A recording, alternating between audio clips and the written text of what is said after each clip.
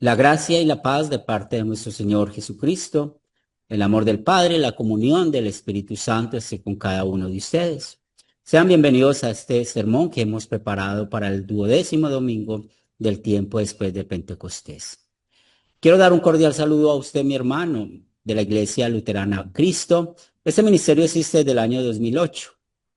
Queremos servir a todos aquellos que no tienen una congregación luterana confesional en su ciudad. Pero también queremos dar un caluroso saludo a los hermanos de los grupos sembradores y al sembrador, que hacemos parte de la Ruta Cristo para que caminemos juntos en nuestro compañerismo, en la educación y evangelizando a otros. Es un privilegio estar dentro de este ministerio y también seguimos orando por cada uno de los estudiantes de la Academia Cristo. El pasaje que vamos a meditar en este domingo está tomado de Lucas, el capítulo 14, versículo 1, y luego vamos a leer los versículos del 7 al 14. Así nos dice la palabra de Dios. Aconteció un día de reposo que habiendo entrado para comer en casa de un gobernante que era fariseo, estos le acechaban. Observando cómo escogían los primeros asientos a la mesa, refirió a los convidados una parábola, diciéndoles: Cuando fueres convidado por alguno a bodas, no te sientes en el primer lugar. No seas que otro más distinguido que tú esté convidado por él. Y viniendo el que te convidó a ti y a él te diga: da lugar a este. Y entonces comiences con vergüenza a ocupar el último lugar. Mas cuando fueres convidado, ve y siéntate en el último lugar, para que cuando venga el que te convidó te diga: amigo, sube más arriba. Entonces tendrás gloria delante de los que se sientan contigo a la mesa. Porque cualquiera que se enaltece será humillado, y el que se humilla será enaltecido. Dijo también al que le había convidado: cuando hagas comida o cena, no llames a tus amigos, ni a tus hermanos, ni a tus parientes, ni a vecinos ricos, no sea que ellos a su vez te vuelvan a convidar y sea recompensado. Mas cuando hagas banquete, llama a los pobres, los mancos, los cojos y los ciegos, y serás bienaventurado, porque ellos no te pueden recompensar, pero te será recompensado en la resurrección de los justos. Mis hermanos, este es el pasaje que vamos a meditar. El tema que he preparado para esta meditación, hermanos, aquí somos iguales como lo seremos en el cielo. La vanidad no es una palabra que podemos usar solo para describir las acciones de los demás, sino que es una buena expresión para describirnos a nosotros mismos. En el hebreo, esta palabra tiene el significado de vapor, de actuar sin sentido o de algo que es irreal. En el griego también esta palabra tiene el sentido de algo vacío o inútil. Nuestra niñez se puede resumir mayormente con una frase: ser felices. Jugábamos con una piedra, las niñas con una muñeca sin ojos o calva. Hacíamos carros o aviones con una hoja de papel. Peleábamos por los juguetes que no eran nuestros y luego terminábamos jugando juntos con ese mismo juguete y éramos felices comiendo todo lo que nos dieran. Creo que si les pregunto en este momento a ustedes cómo fue su niñez, puede solamente recordar lo felices que éramos. Pero llegó la famosa edad de la pubertad, de la juventud, la edad de las confusiones y de creer que somos incomprendidos, la edad donde comienza la vanidad y el orgullo, porque desde ahí queremos empezar a vernos mejores que los demás, no solo en lo físico, sino también en lo profesional y en todo lo que vivimos. Después de 25 años de haberme graduado del colegio, hicimos una fiesta de reencuentro y en ella estábamos muy felices de escuchar y ver a los amigos de la infancia y de la juventud que no habíamos visto por muchos años. Pero vaya la sorpresa, cómo cambiamos. Todos venimos del mismo barrio y lo olvidamos, solo al querer mostrar que somos mejores que otros. Solo escuchaba hablar de cuánto se ganaba o qué carro, qué moto tenían, cómo sus hijos podían estar en la universidad. Pero detrás de todo esto, ¿qué había? Tratando de mostrar quién era mejor que otro, a quién le había ido mejor en la vida que al otro. Pero en resumidas cuentas fue bueno ver los amigos, pero qué interesante ver la vanidad de todos nosotros. Y es aquí donde usted y yo también somos vanidosos y orgullosos. Todos nosotros, a causa de nuestra naturaleza pecaminosa, pues nos gusta llamar la atención, ser el centro de las conversaciones, mostrar que tenemos la mejor vestimenta y queremos siempre tener la razón, porque pensamos que nunca nos equivocamos. Nuestro Señor Jesucristo mostró ese pecado de los fariseos y los escribas. Así lo relata el evangelista Mateo. Aman los primeros asientos en las cenas y las primeras sillas en las sinagogas y las salutaciones en las plazas y que los hombres los llamen rabí, rabí. Pero sus discípulos, también por la vanidad y el orgullo, tuvieron problemas entre sí. Nos dice la palabra de Dios que llegó a Capernaum y cuando estuvo en casa les preguntó, ¿qué disputabais entre vosotros en el camino? Mas ellos callaron, porque en el camino había disputado entre sí quién había sido el mayor. Marcos registra esta porción de la palabra. Esos dos ejemplos, mis queridos hermanos y amigos en Cristo Jesús, son una buena ilustración para usted y para mí, que somos vanidosos y orgullosos. El quinto mandamiento nos muestra este pecado porque afecta nuestra vida y la de los demás. Cada vez queremos mostrar que somos más importantes e indispensables que otros, reflejándolo no solo con la envidia y el egoísmo que se transforma en peleas, conflictos, rencillas y separaciones. Pero también en momentos así llega la depresión, llega la ansiedad y eso llega a nuestras vidas porque no somos capaces de controlar lo que está sucediendo a nuestro alrededor y por la vanidad y el orgullo terminamos enfermos física, emocional y espiritualmente por la falta de confianza en nuestro Dios. Y es por esto que usted y yo merecemos la muerte eterna a causa de nuestra vanidad acompañada del orgullo.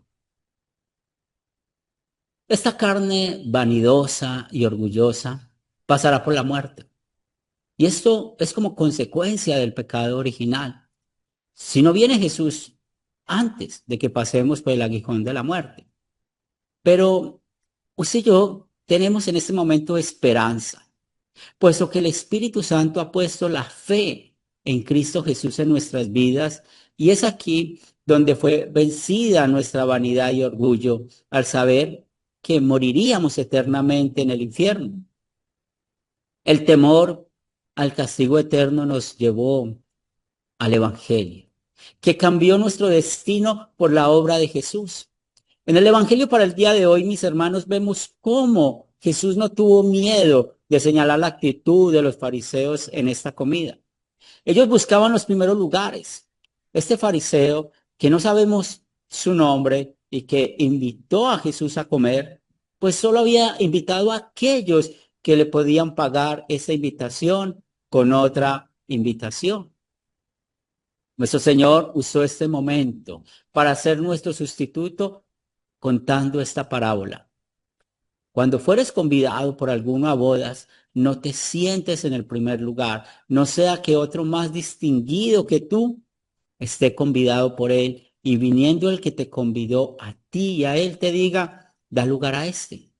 Y entonces comiences con vergüenza a ocupar el último lugar. Mas cuando fueres convidado, ve y siéntate en el último lugar para que cuando venga el que te convidó te diga, amigo, sube más arriba. Entonces tendrás gloria delante de los que se sientan contigo a la mesa. ¿Qué está enseñando aquí nuestro Señor? Está enseñando sobre la humildad. Y la explicación que hizo esta parábola cuando dijo que no invitaran a aquellos que podían recompensar como la familia, los amigos, sino a aquellos que no podían hacerlo como los pobres, los mancos, los cojos, los ciegos, pues en verdad nos damos cuenta que nosotros necesitamos a Jesús.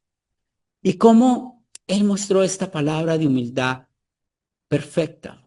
Porque al estar en la casa de este fariseo y ver cómo le acechaban, no se dejó intimidar de ellos y mostró amor por un hombre que era hidrópico. Su cuerpo siempre tenía síntomas de hinchazón y de una circulación deficiente. Y al curarlo, mostró a los fariseos la necesidad de dejar de confiar en sí mismos para ser salvos, porque ese milagro que hizo Jesús, complementado con esta parábola que contó, pues él quería que todos los que estaban allí lo miraran a él como el Mesías. Ese Mesías que dijo, venid a mí todos los que estabais trabajados y cargados y yo os haré descansar. Llevad mi yugo sobre vosotros y aprended de mí, que soy manso y humilde de corazón, y hallaréis descanso para vuestras almas, porque mi yugo es fácil y ligera mi carga. Esa es la naturaleza de Jesús, mis hermanos, ser manso y humilde. Por esto fue dado el perdón a cada uno de nosotros de haber pecado en contra del quinto y del primer mandamiento.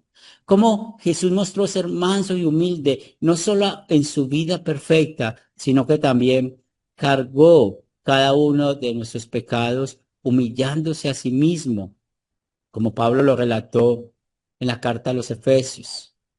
Estando en condición de hombre, se humilló a sí mismo, haciéndose obediente hasta la muerte y muerte de cruz. Filipenses capítulo 2, versículo 8. Y en la cruz sabemos que Él ganó por nosotros un verdadero descanso para nuestras almas, puesto que siendo Dios mismo nos dio la redención.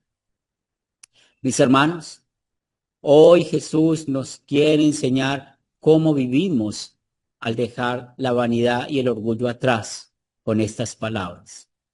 Porque cualquiera que se enaltece será humillado y el que se humilla será enaltecido. Usted y yo aprendemos con la palabra que no somos más que nadie, ni en lo espiritual ni en lo material. El tener un trabajo con buen salario o tener un llamado dentro de la iglesia no nos hace importantes en este mundo. Lo importante, mis hermanos, es reconocer de dónde vienen las bendiciones que recibimos. La primera bendición que podemos siempre notar es la del perdón, donde el Espíritu Santo, por medio de la ley, destruyó nuestra vanidad y orgullo. Y hoy reconocemos con humildad que necesitamos de Cristo para nuestro perdón, para nuestra verdadera paz con Dios y para la vida eterna. Hoy mostramos esta humildad al reconocer que cada día somos pecadores y teniendo un arrepentimiento es allí donde nos dejamos llevar por el mismo Dios para dar un fruto, para dar el cambio que Él produce en nosotros. Y así como Él nos cambió de ser incrédulos a creyentes, Él puede cambiar todo lo que necesitamos solo para su gloria, dejando atrás cualquier hábito pecaminoso. Mis hermanos y amigos, el amar nuestras imperfecciones y debilidades hace que podamos amar las imperfecciones y las debilidades de todos los que nos rodean. Por eso tenemos con los hermanos en la fe un vínculo que la Biblia llama el amor fraternal. Esto quiere decir que podemos vernos con los mismos ojos cada uno de nosotros. Y por eso nos perdonamos, por eso nos soportamos unos a otros. Pero también reconocemos que las bendiciones terrenales que vienen de parte de nuestro Dios. porque Él es nuestro proveedor, el cual usa el sol y la lluvia para que crezcan los alimentos por los cuales subsistimos en este mundo, y solo damos gracias a Él por darnos el techo, la comida y el vestido. También damos gracias a Él porque Él usa los ángeles, sus santos ángeles, para cuidarnos espiritualmente a cada uno de nosotros por igual. Y con esto mostramos con humildad que Él es nuestro Creador y Salvador, que nos hizo sus hijos por el poder del bautismo y del Evangelio. Por esto, mis hermanos, cuando creamos que vamos a caer en vanidad o en orgullo con alguien o con un hermano en la fe, recordemos que hay un lugar donde estaremos allí, y allí todos seremos iguales, y allí todos tendremos la misma perfección, y allí adoraremos por igual a nuestro Dios. Y es por esto que no necesitamos crearnos diferencias entre nosotros, porque por la fe en Jesús seremos recompensados en la resurrección de los justos. Amén. Los invito para que se pongan de pie, aquellos que lo puedan hacer. Es el momento de orar. Señor de los cielos, damos gracias por bendecirnos en este día con tu palabra, por mostrarnos a Cristo, que es el único manso y humilde, y damos gracias por el perdón de los pecados que nos has dado. Te presentamos cada uno de nuestros hermanos, sus familias. Oramos por aquellos que no tienen empleo, aquellos que tienen problemas de salud, de depresión, de ansiedad, para que les fortalezcas. Oramos por aquellas familias que están padeciendo por el tema de las adicciones, para que seas tú fortaleciéndoles y dándoles sabiduría para poder ayudar a estas personas. También queremos seguir orando por nuestra hermana Socorro, por Yoli Vargas. Ponemos en tus manos a sus hijos, también a Mariano y a Nelly. Bendícelos, Señor, a ellos con sus dolencias físicas. Presentamos a Gonzalo, el hermano de Miriam Palacio, como también te presentamos al papá de Marianela en Chile, el papá de Piedad, la mamá y el cuñado de las hermanas Agudelo. Ayúdale, Señor, en sus enfermedades, en sus dolencias.